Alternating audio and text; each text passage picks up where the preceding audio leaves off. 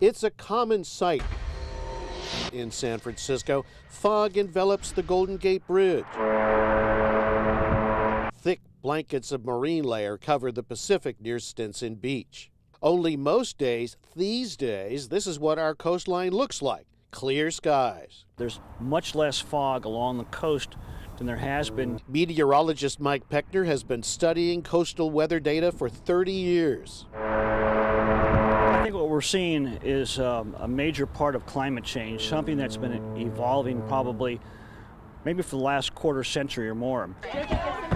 At Muir Woods in Marin County, visitors come from all over the world to see the giant redwoods, some nearly 1,000 years old. But many are suffering, and more could in years to come. We know that part of the reason that the trees thrive here in Muir Woods is because they're very dependent on that fog that comes in. But on a day like this, visitors would more often than not have to wear rain jackets to stay dry. That is, if there was fog. Here's how it works. When the fog comes in off the coast, it literally saturates the canopy of these trees. And then that moisture comes down like rainfall, and it literally soaks up the ground around the trees. And if that rainfall doesn't hit the ground, well, it could really stress out those trees and possibly over time even kill them. Each redwood tree requires 500 gallons of water a day. All along the north coast and south to Monterey, entire stands of redwoods are in danger, and many different species of trees around them are dying.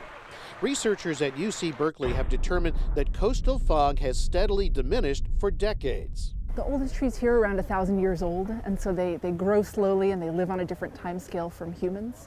But what we do know again is that they're adapted to live in a very specific environment that gives them a lot of moisture. And so inevitably, if the climate continues to become drier, there will be pretty significant consequences for the redwoods. Do you have any reason to believe that this might continue, Mike? Certainly. I have no reason to think it won't continue. Jeffrey Schaub, KPIX 5.